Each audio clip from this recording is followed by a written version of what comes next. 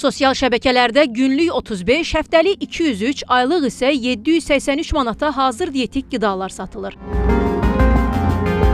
Tərkibində daha çox orqanik maddələr və metabolik su olan, eyni zamanda kalorisi aşağı hesab edilən bu qidaların orqanizmin fərdi xüsusiyyətlərindən asılı olaraq ayda təxminən 4-5 kiloqram arıqlamağa kömək edəcəyi bildirilir. 783 manatdır, ən minimal kalori. Aylıq.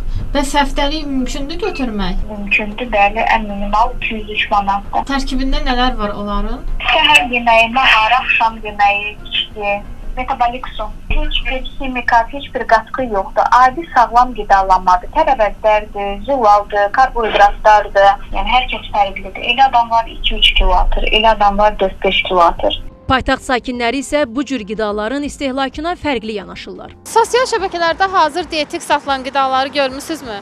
Görmüşəm. Maraqlanmısınız bəs? Hər qiymətə var. Bahalısından ucuzusuna kimi. Aləmə yemək üçün onu məsləhət görmərəm. Çalışıram ki, ev yeməklərinə üstün verim. Satıldığını görmüşəm, bəli. Amma istifadə etmirəm. Səbəb nədir? Yəni istəmirəm. Özüm hazırlayıram.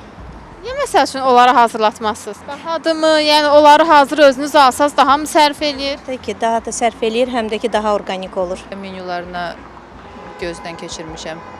Nələr olur ən çox tərkibində? Salat, meyvə, tərəvəz, belə şeylər. Heç sizcə alarsınızmı bu qiymətə həmin dietik qidaları? Ola bilər. Yəni vaxtım yoxdursa yemək bişirməyə ala bilərəm. Azərbaycan Qida Təhlükəsizliyi İnstitutunun eksperti Tutu Zeynalova bildirir ki, son illər artıq çəki və piylənmə probleminin geniş yayılması insanları bu cür hazır dietik qidaları almağa sövq edir. Bu isə xüsusilə isti aylarda ciddi təhlükə mənbəyinə çevrilə bilər. Mənim hər birimizin artıq çəki səbəbimiz fərqlidir.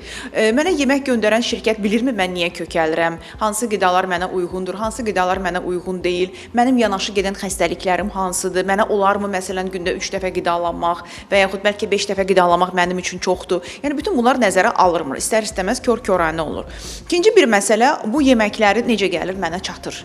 Bu yolda soyuq zəncir qorunurmu? Çünki havalar da istiyə doğru gedir. Bəlkə kuryer o istidə o yeməklə nə bilim 5 qapını gəzib 6-cıda mənə gətirir. Yolda xarab olma ehtimalı var. Bunu hazırlayan adamın tibbi müayinəsi aparılıbmı, sağlamdırmı? Orada nəsə bir problem olsa, nəsə bir bakteriya düşsə yeməyin içinə, bu artıq kimə gedibsə o yemək bir hamısında zəhərlənmə halları da müşahidə oluna bilər. Mütəxəssis bildirir ki, sağlam şəkildə arıqlamaq üçün ilk növbədə artıq çəkinin səbəbləri araşdırılmalı, zərurət yarandığı halda isə uyğun müalicə aparılmalıdır. Onun sözlərinə görə qidalanma zamanı porsiyaların ölçüsünə, istehlak olunan məhsulların təbii və keyfiyyətli olmasına, həmçinin gün ərzində kifayət qədər su qəbul edilməsinə diqqət yetirilməlidir. Aylin Rəsulzadə, Samir Qasımov, Kamal Əli Muradova, Xəbər Ertəsi.